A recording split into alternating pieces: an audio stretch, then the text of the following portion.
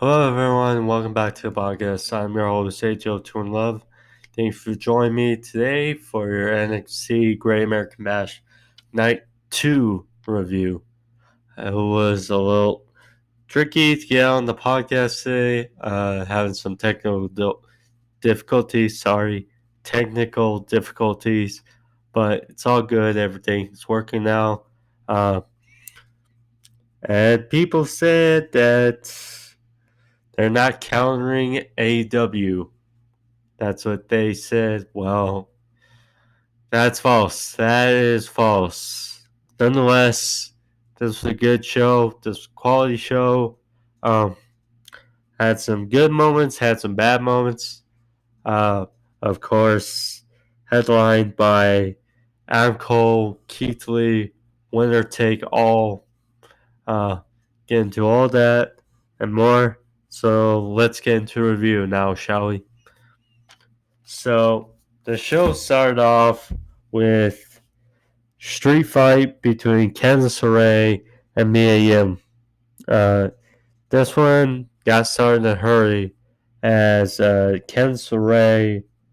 Well, first off, this stemming from last week, their brawl backstage, and stemming considering they're still feuding with each other for over a month. So this started quickly as well. Candice Larae was making her entrance on top of the stage. Miriam attacked her from behind.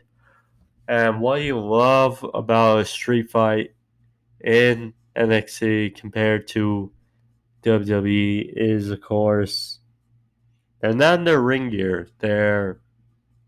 It's a street fight.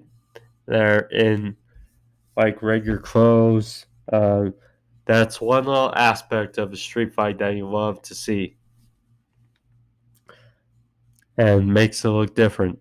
So, like I said, Yim attacked Larae on the stage. It was some normal spots you usually see in no DQ match. The face throws a bunch of weapons from under the ring into the ring while the heel is in the ring. Uh, they were fighting all over. They were fighting on the outside. They were fighting um, into the seats around the outside of the bleacher area, um, near the backstage. Um, they wound up fighting on a table or almost a production crate, uh, and Medium drop kicked Larae, and Larae fell through a table. Then they cut to the commercial. Then they were back. They were in the ring. Candice Larae was wailing Medium with trash can lid. And then Larae, she set up a table in like a bridge on top of the turnbuckle in the corner. And then both were fighting on top of this table that was teetering. And then there was a batch of chairs in the middle of the ring. And Larae hit a neckbreaker off the bridging table to Medium on top of these stack of chairs. And Candice Larae had her arm on top. 1, 2, 3. To win for Candice Larae. It took a while, obviously, from the beating for both to get up to the back. I mean, Candice Larae, of course, they're mostly pushing her now. Instead of Medium. I wonder if this feud is actually over because of the finish. Perhaps it is. Because eventually you want to see Johnny Gargano and his wife Candice LeRae become NXT champion and alongside women's champion in NXT. Of course, the NXT world title picture is tied up right now, so Just have to see what happens, where they both go from here. I mean, I'm not really a big medium fan, but she gets it done. But this was good for what it was. Next, we go from that to a match that was apparently stemming from last week. Was Bronson Reed versus Tony Nese. So last week, Nese had a match with Leon Ruff, and Bronson Reed was not having it, and Bronson Reed went out to help Leon Ruff, and William Regal decided to make this match official. So this was good. It was kind of quick. Uh, of course, Bronson Reed, he seems like he's getting better. That's what you like to see, progression. So there was a military press and a senton by Reed on Tony Nese. And Bronson Reed is a big guy. So taking, especially when you have a six pack like Tony Nese, taking a senton from Bronson Reed, that is just not a pretty sight and not a good feeling, especially if you're Tony Nese. So then Nese, after hanging up Bronson Reed on the top rope, he hit a springboard moonsault for a 2 count. And then Bronson Reed to the finish hit a big clothesline, and then hit a big top rope splash with basically flattened, I would say flattened Tony Nese in the ring. 1, 2, 3 for the pin. Bronson Reed gets win. I mean, I like both guys. I like Bronson Reed and I like Tony Nese. Tony Nese, of course, he's a former Cruiserweight champion. Um, he didn't really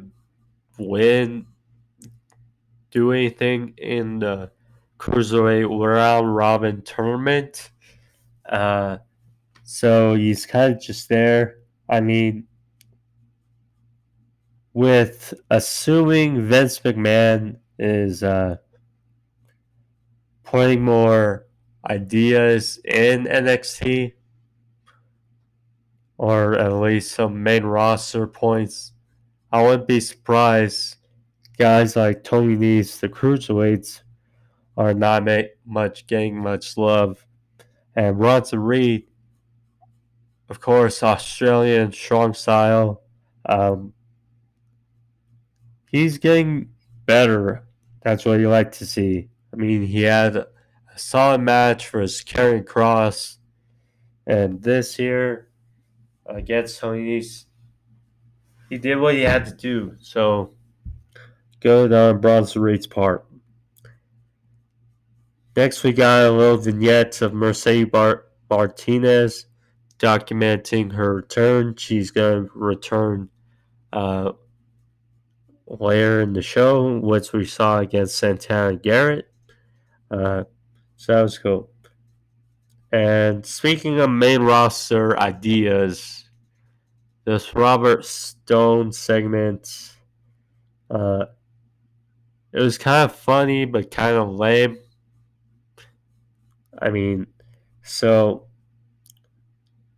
Robert Stone was with Aaliyah, and he was being interviewed by Mackenzie Mitchell, and he said he had a big announcement saying they had a new addition to the Robert Stone brand. Next, we didn't find out who it was.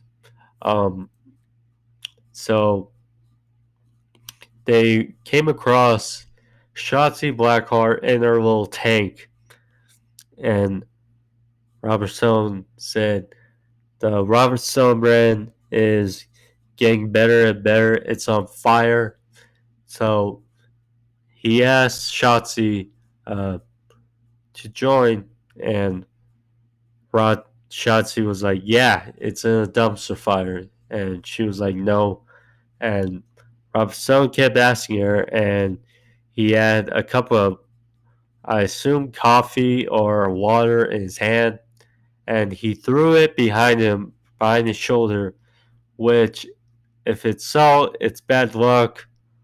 This here was bad luck as well, because afterwards he turned around and apparently Killian Dane got spilled on with that drink by Robert Stone, in which Robert Stone got clocked by Killian Dane, and the next thing you know, Shotzi Blackheart ran over Robert Stone's leg with her little tank, and that was how the segment of the air. Uh, I like Killian Dane. I miss Killian Dane on NXT TV.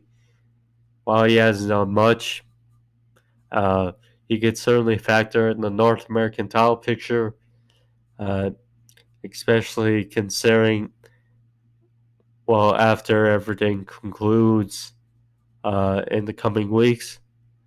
But this Robert Stone shtick is annoying. Is that, yes, it got kind of a little giggle, but still, I mean, really? Aaliyah, of course, she has shown some light, some progression the last coming weeks, and the spotlight should be on her, trying to make her better. And really, it's been about Robert Stone clowning him, and that's not what you want to see. So, and we never figured out who is the newest recruit of the Robert Stone brand. So, I mean, some flaws in this, and NXT doesn't really run with flaws, so confusing. But whatever. So we go from that to Isiah Swerve Scott versus Johnny Gargano, a match I was intrigued about. The thing about Johnny Gargano is, yes, he's run heel. Uh, yes, he has new music. Yes, he has a new demeanor. Uh, the problem is, when I see Johnny Gargano, I don't visualize a heel yet. That's my problem. When I see him in his ring gear, I still see the Johnny Gargano that won the NXT best match of all time against Adam Cole last year in TakeOver New York. That 2 out of 3 falls match, winning the NXT title. Seeing Johnny Gargano, I mean, I wish he would tweak his appearance a little more. Um, Maybe something darker. I don't know. It's just something that resembles more heel-ish. Because when I see him, I still see a babyface Johnny Gargano. But nonetheless, this is pretty good. Uh, there was a dive to the outside by Isiah Swerve Scott. Uh, then a slingshot spear by Gargano. Uh, there's like a flip over, slam, uh, almost like a Michinoku driver by Scott for a 2 count. Uh, again, Isiah Scott was trying to dive on Gargano from the outside from top rope, but he missed and it looked like he tweaked his knee. Got thrown to the ring post and got hit with a brutal poison Rana on the outside. And then Gargano hit the one final beat DT for the win. This was pretty good. Um, of course, you wonder where Johnny Gargano goes now from here.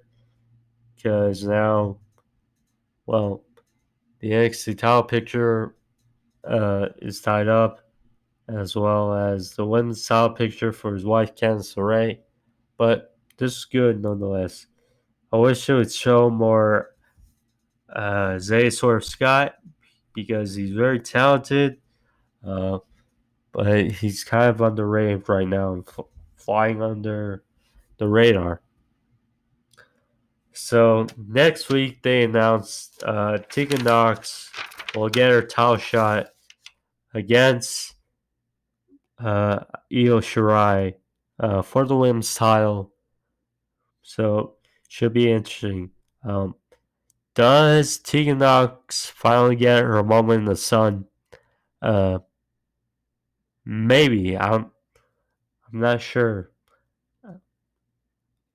My guy is telling me that Io still wins and retains the title because she basically just won it at Takeover in your house a little over a month ago, but we'll see. Next up, we got six-man tag Legado del Fantasma versus Drake Maverick and Breezango. Now, this is fun because Breezango, they always do something different and extra in their entrance. And in this case, with Fantasma trying to mold Lucha Libre in their image, we had the setting like a desert um, setting with some uh, Latin music. And Breezango came out wearing Lucha Libre El Conquistador mask. And um, it was this. This is NXT humor that you like. And then Maverick came out, and then they both all made their entrance. So as you can tell that with Phantasma, they're all adopted a more methodical like offense, more slower type of offense, not really a high flying type of offense. By you saw by Wild and from Escobar. Still getting used to his name, but yeah, mostly this match was beatdown of Fandango. And then Fandango got the hot tag to Maverick. He made a comeback. Then it got crazy at the end. Breezango were attacking Wild and Mendoza. While I was breaking down, uh, Escobar hit the Phantom Driver on Maverick for the win. I mean, Phantasma Disabled couldn't lose their first match as Disabled. I don't think could have happened. Now, they're still building the storyline between Escobar and Maverick, basically showing that, well, Maverick can't beat Escobar, and you're still keeping Escobar strong. You gotta find some way to build up Maverick to be able to take the title off of Escobar is the main thing. Uh, but in typical WWE fashion, they would probably do Escobar versus Maverick. Maverick pins Escobar, and he probably gets title shot. No, you need to keep building this storyline. Well, it's kind of but yeah, keep building the storyline for saying that Maverick can't beat Escobar, get him some more wins, and then eventually say at TakeOver SummerSlam weekend that Maverick gets his moment and defeats Escobar for the Cruiserweight title. that they're calling the main cruiserweight title right now. But yeah, that's good. Then they cut to an interview of Gargano and Larae talking about, how they still have debts to pay. And looking for the future. And Gargano cut away, tried to console Larae, who had ice on her shoulder, so from the mat with Mia Yim. And they cut away, and John Gargano said, yeah, we're going to have some fireworks of our own, so I got a kick out of that, but it was good. John Gargano as a heel, he's starting to grow on me. I will say that. So then there was a recurring thing on the show last night with having WWE Legends pick the main event, the winner take all main event between Adam Cole and Keith Lee. Mark Henry, who is really growing that white beard in. Shawn Michaels, Mick Foley, Drew McIntyre. I mean, so and so. You don't really need to hype it up more because I think it sells itself. But in typical WWE fashion, since they're not countering AEW. But it was alright. So we had Santana Garrett versus Mercedes Martinez this short. I like Mercedes Martinez entrance. It's dark. It almost looks like, because I've been watching videos for theater the past couple weeks, and kind of reminds me of one of the performances I see with those dim lights, those dark, those cool blue, and then Mercedes Martinez, her look going into the ring, kind of reminded me of Jimmy Havoc in her wardrobe, what she was wearing, kind of reminded me of that, and it was cool, it was mystic, kind of on that. And Santana Garrett, she's been kind of directionless, kind of not with a gimmick the last few. It seems like they were trying with something tonight. Was okay. Kind of reminds me of what Anna Jay is doing in AEW as well. But try not to talk about AEW. This about NXT, but it's difficult. So this short, Martinez wins with the Fisherman Buster for the win. The problem I have with Mercedes Martinez, well, first of all, you love that she's back. And the NXT Women's Division is the best in the business.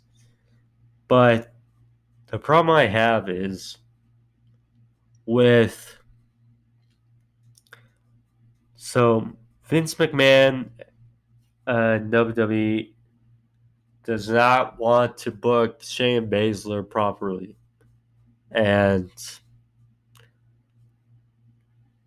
part of it is her look, part of it is her style. I mean,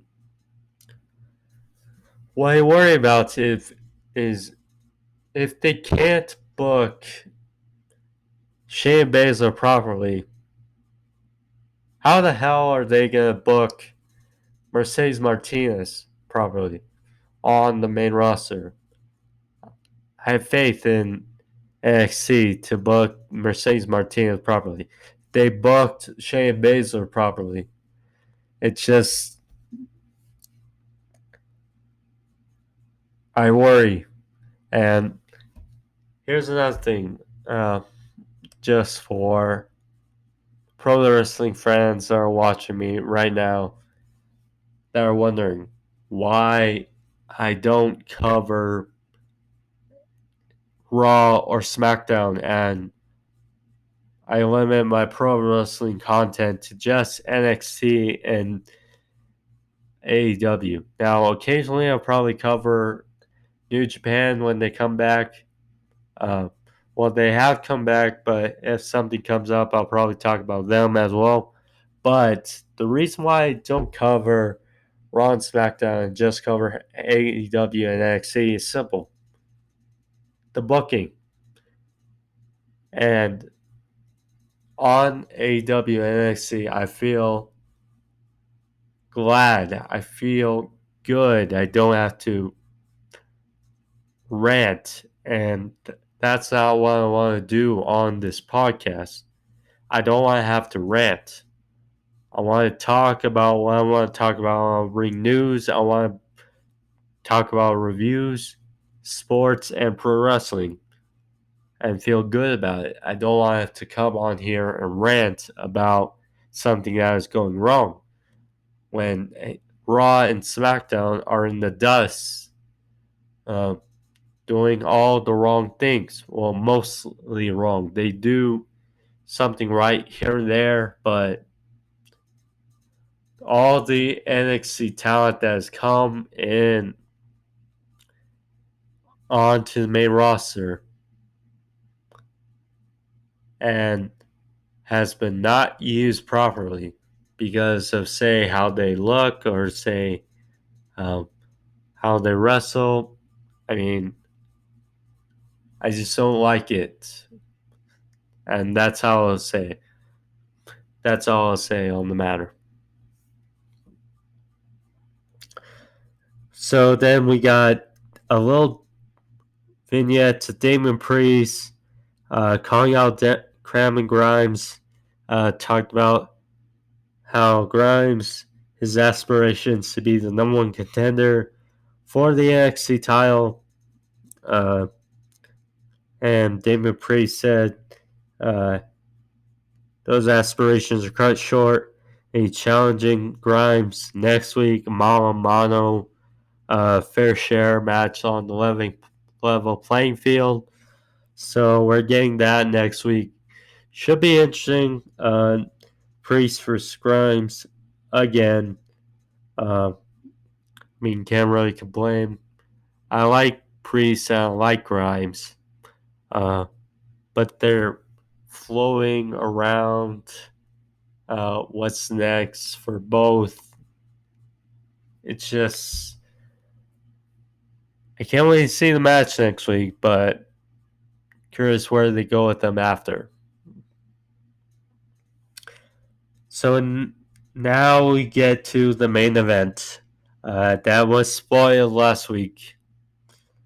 Adam Cole first Keith Lee. I didn't see the spoiler. If I see the spoiler, I'm not gonna want to watch it as much, and I want to be invested in this match. Even though I had a feeling on who would win, still, I was invested in this match. Winner take all. So this is pretty good. Went a little long, I would say, for my liking. Nonetheless, it was good. So Keith Lee, he went through the plexiglass at ringside to start the match. If they keep using the plexiglass as a weapon, I like that because it looks silly though. So then Keith Lee, his slam almost looked like Jeff Cobb's Tour of the Islands, like slam, fall away slam for a 2 count. A big superplex by Lee for a 2 count. And then a spirit bomb and moonsault for 2. Adam Cole, he hit the last shot, but only a 2 count. Then he had Panama Sunrise for a near fall. Then he hit 3 super kicks on Lee in a row, but still for a near fall. Then he went for the last shot again. He hit it, but he felt like he needed to go for more. So he went on to the top, went for another Panama Sunrise. He was caught, and Keith Lee delivered the Spirit Bomb, followed by the Big Bang Catastrophe, the BBC, 1, 2, 3, and we have a new NXT champion, bask in his glory, Keith Lee, the limitless one. And Keith Lee makes history. He's the first double champion, singles champion in NXT. Excuse me. Good for Keith Lee. I mean, of course, it looked like they were going for Karrion Kross versus Adam Cole, but they changed plans when they realized that, or I assume they heard something, heard backlash for it, and they went to this direction. Of course, they had the triple threat for the North American Championship. Keith Lee, Johnny Gargano, and Finn Balor, which Keith Lee won. Brought him here, and he wins a winner-take-all match. First time Cole, and now he is the NXT champion and now the North American champion. Now, question is, how long will they keep the title on Keith Lee before? Because eventually they're going to do Karrion Kross versus Keith Lee. They showed Karrion Kross in, excuse me, in the skybox with Scarlett, looking at Keith Lee in the ring celebrating his victory. Now, Karrion Kross, I'm sure a bunch of people still have this aspect or this thought around him. He beat Tommaso Ciampa. He still needs a bunch of wins to convince me he's the number one contender for the NXT Championship.